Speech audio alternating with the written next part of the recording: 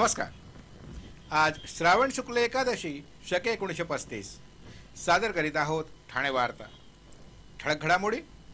रिक्षा चालकांच्या विविध मागण्यांसाठी आयोजित 72 तासांच्या बंदवरून विविध रिक्षा संघटनांमध्ये मतभेद। ठाण्यातील रिक्षा संघटना बंदमध्ये सहभागी नाही। पूरक विषय सर्वसाधारण सभेपुढे आणण्यात उपमहापौरांचा विरोध। आणि राखी पौर्णिमेसाठी आकर्षक तसंच नानाविध रंगांच्या राख्यांनी सजला बाजार, मात्र राख्यांना देखील महागाईची झळ। या आणि इतर घडामोडी विस्तृतपणे पण काही क्षणातच। रिक्षा चालकांच्या विविध मागण्यांसाठी ऑटो रिक्षा चालक मालक संघटना संयुक्त कृती समितीतर्फे 21 ऑगस्ट पासून रिक्षा चालकांचा 3 दिवसांचा बंद आयोजित करण्यात आलाय। असं असलं तरी या बंदमध्ये सहभागी होण्यावरून विविध रिक्षा संघटनांमधील मतभेद उघड झालेत। ऑटो रिक्षा चालक मालक संघटना संयुक्त कृती समितीचे अध्यक्ष शरद राव यांनी आज एका पत्रकार परिषदेत कोकण विभागीय संयुक्त कृती समिती या बंदमध्ये सहभागी होईल असं सांगितलं। पण दुसरीकडे ठाण्यातील 7 रिक्षा संघटनांनी या बंदमध्ये सहभागी होणार नसल्याचा खुलासा केलाय। त्यामुळे हे मतभेद उघड झालेत। अलीकडेच 30 जुलैला ठाणे रिक्षा टॅक्सी चालक महासंघानं विविध मागण्यांसाठी आझाद मैदानावर धरणं आंदोलन केलं होतं। त्यामुळे आता या संघटना या 72 तासांच्या बंद आंदोलनात सहभागी होणार नाहीत। सध्याचा पावसाळा आणि गणेशोत्सव 20 दिवसावर आला असताना सणासुदीच्या दिवसामध्ये प्रवाशांचे हाल होऊ नयेत यासाठी एकता रिक्षा टॅक्सी चालक मालक सेना, Viju Natekar rickshaw taxi union, राष्ट्रवादी रिक्षा टॅक्सी महासंघ, Jitendra Kumar Indise rickshaw taxi union, Thane शहर rickshaw taxi union, Bharatiya Janata party रिक्षा चालक मालक संघ आणि संघर्ष रिक्षा टॅक्सी युनियन अशा 7 संघटना या बंदमध्ये सहभागी होणार नाहीत। या संघटनांच्या आज झालेल्या बैठकीत हा निर्णय घेण्यात आला। दरम्यान शरद राव यांनी मुख्यमंत्री आणि गृहमंत्र्यांच्या भूमिकेवर यावेळी टीका केली।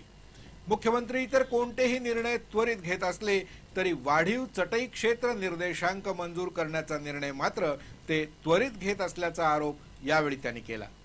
शहरातील पानवाल्यांचा गुटखा पान मसाला यासाठी छापे टाकण्याचा अधिकार हा अन्न आणि औषध प्रशासनाला आहे, पण पोलीस पानवाल्यांवर छापे टाकून पैसे वसूल करत असल्याचा आरोप देखील राव यांनी यावेळी केला।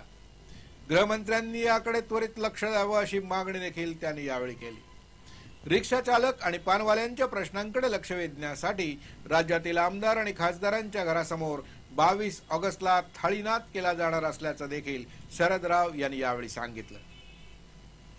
स्थानिक संस्था कर करण्याचा ठाणे महानगरपालिकेचा मोठा आर्थिक फटका बसला असून व्यापाऱ्यांच्या असहकारामुळे पालिकेच्या महसुलावर मोठाच परिणाम झालाय। ठाण्यातील व्यापाऱ्यांचा स्थानिक संस्था कराला सुरुवातीपासूनच विरोध होता।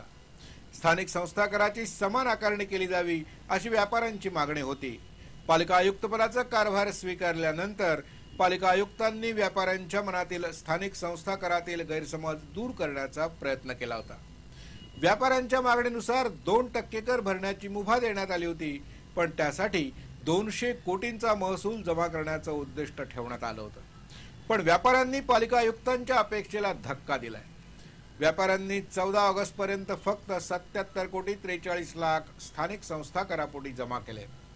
शासनाने स्थानिक संस्था करासाठी उपायुक्त म्हणून दिलीप ढोले यांची नियुक्ती केली आहे। ढोले यांनी स्थायी समितीमध्ये स्थानिक संस्था करासंदर्भात माहिती दिली।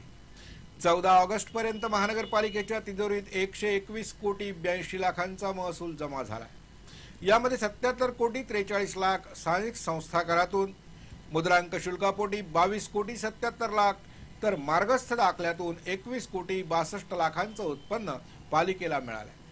आतापर्यंत स्थानिक संस्था करासाठी 23,000हून अधिक व्यापाऱ्यांनी आपली नोंदणी केली आहे, तर 1200 व्यापाऱ्यांनी नोंदणी करून देखील कर न भरल्यामुळे आता अशा व्यापाऱ्यांवर 1 सप्टेंबर पासून दंडात्मक कारवाई केली जाणार असल्याचं दिलीप ढोले यांनी सांगितलं।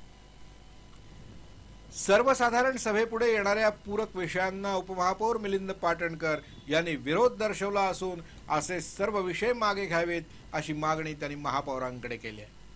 सोमवारी होणाऱ्या सर्वसाधारण सभेपुढे सुरुवातीला इतिवृत्त मंजूर करणं हा एकच विषय होता। त्यानंतर 13 ऑगस्टला पूरक विषय पत्रिका जारी करण्यात आली। त्यानंतर पुन्हा 15 ऑगस्टला दुसरी पूरक विषय पत्रिका जारी करण्यात आली। पूरक विषयांची कायद्यात तरतूद नसताना असे विषय सर्वसाधारण सभेपुढे आणणं घटनाबाह्य असून अशा प्रकारे जवळपास 60हून अधिक विषय नियमबाह्य पद्धतीनं सर्वसाधारण सभेपुढे आणल्याचा दावा उपमहापौरांनी केलाय। महानगरपालिकांच्या कामकाज नियमावलीमध्ये कुठेही पूरक विषय काढण्याची तरतूद नाही, तरी देखील आतापर्यंत वारंवार पूरक विषय पत्रिका काढल्या जात आहेत। या दोन्ही पूरक विषय पत्रिका मागे घेतल्या जाव्यात असं पत्र उपमहापौरांनी सचिवांना दिलंय। आता पूरक विषयावरून सोमवारी होणारी सर्वसाधारण सभा वादळी ठरण्याची शक्यता आहे। राष्ट्रीय सब ज्युनियर जुदो स्पर्धेत ठाण्याच्या शिवानी पाटीलला रौप्य पदक मिळालंय।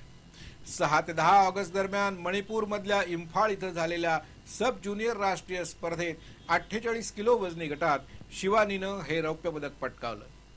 या स्पर्धेसाठी तिनं तामिळनाडू, मणिपूर आणि उत्तराखंड इथल्या वरचढ राज्यातील खेळाडूंना टक्कर दिली। शिवानी पाटील ही जिल्ह्यातील एकमेव जुदो खेळाडू असून तिनं महाराष्ट्राला एकमेव रौप्य पदक पटकावून दिलंय। यापूर्वी तिनं आसाम, पुणे आणि हरियाणा इथं राष्ट्रीय स्पर्धांमध्ये भाग घेतला होता। जुदो प्रशिक्षक देवीसिंग राजपूत आणि सहप्रशिक्षिका देवकी राजपूत यांच्या मार्गदर्शनाखाली शिवानी पाटील जुदोचा सराव करते आहे। देशातील प्रतिष्ठित असा क्रायोथॉन स्पर्धेत आतापर्यंत कोणीही न गेलेल्या व्हर्जिन पीक हे शिखर सर करून त्यावर तिरंगा फडकवणाऱ्या प्रशांत नंदी याचा शिवसेनेचे संपर्क प्रमुख आमदार एकनाथ शिंदे यांनी खास गौरव केलाय। इंडियन माउंटेनियरिंग या संस्थेतर्फे दर 8 वर्षांनी क्लायोथॉन या स्पर्धेचं आयोजन केलं जातं। या स्पर्धेसाठी देशभरातून निवड करण्यात आलेल्या 40 गिर्यारोहकांमध्ये ठाण्याचा रहिवासी असलेला प्रशांत नंदी हा महाराष्ट्रातील एकमेव स्पर्धक होता। हिमालयातील बार्शीगिरी ग्लेशियर इथल्या व्हर्जिन पीक हे शिखर प्रशांत नंदी आणि त्याच्या चमूनं सर केलं।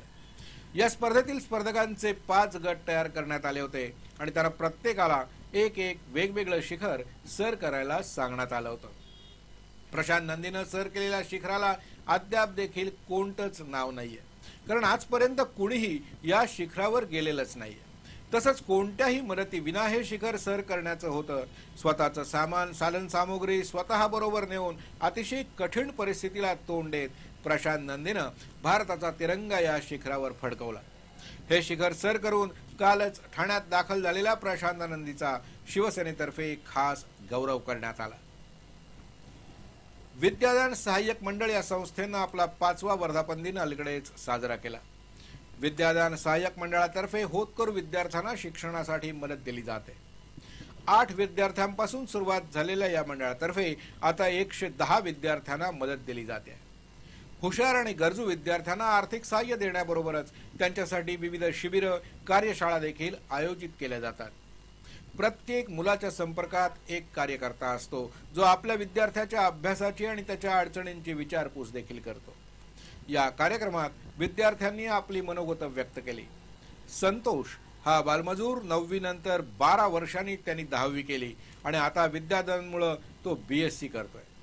कल्पना कार्मालो जी 10वी पर्यंत गुराखी म्हणून काम करत होती, तिला 10वीला 92% मार्क मिळाले। आता ती डिप्लोमाच्या 3ऱ्या वर्षाला आहे। यावेळी विद्यार्थ्यांना प्रमुख पाहुण्या रेणू दांडेकर यांच्या हस्ते पारितोषिक प्रदान करण्यात आली।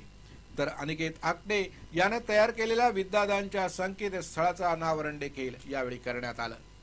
विद्यादान सहाय्यक मंडळाविषयी अधिक माहितीसाठी 99 203 67 570 या क्रमांकावर संपर्क साधण्याचं आवाहन करण्यात आलंय। बहीण भावाच्या नात्याची अतूट महती सांगणारा रक्षाबंधन हा महत्त्वाचा सण अगदी तोंडावर आलाय। रक्षाबंधनासाठी लागणाऱ्या मनमोहक विविध आकाराच्या आणि दर्जाच्या राख्यांनी सध्या बाजार चांगलाच सजला असताना दुसरीकडे राख्या देखील महागल्या आहेत। बाजारामध्ये 2 रुपयापासून तब्बल 50 रुपयांपर्यंत राख्या उपलब्ध आहेत। राख्यांचा दर्जा, तिच्यातली कलात्मकता यावर हा दर आधारित आहे। ठाण्यातील बाजाराचा अंदाज घेतला असता गोंड्याच्या 5 रुपयांच्या राख्यापासून अगदी 400-500 रुपयापर्यंतच्या भरजरी राख्या सध्या बाजारात सर्वांचंच लक्ष वेधून घेत आहेत। पूर्वीच्या गोंड्याच्या राख्या आता जवळपास लुप्त होण्याच्या मार्गावर आहेत। साध्या असणाऱ्या गोंड्याच्या राख्या देखील आता भरजरी झाल्या आहेत। लहान मुलांना कार्टून प्रिय असतं, त्यामुळे राख्यांवर देखील डोरेमॉन, बॅटमॅन, शिनचॅन अशी कार्टूनची विविध कॅरेक्टर्स दिमाखानं दिसत आहेत. नेहमीप्रमाणेच देवदेवतांच्या राख्यांबरोबरच आता गाडी आणि बंदूक देखील राखीवर आली आहे. सोन्या चांदीच्या दुकानात सोन्या चांदीच्या मुलामा दिलेल्या राख्या पाहायला मिळत आहेत. या राख्यांवरील बारीक कलाकुसर या राख्यांची किंमत वाढवत असते.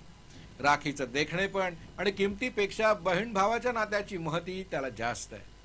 केशरी रंगातील साध्या गोंड्याची राखीच भावा बहिणीच्या नात्यातील खरी महती सांगत असली तरी साध्या गोंड्यापेक्षा आता चमचमणाऱ्या भरजरी राख्यांनाच जास्त महत्त्व दिल्याचं दिसतंय.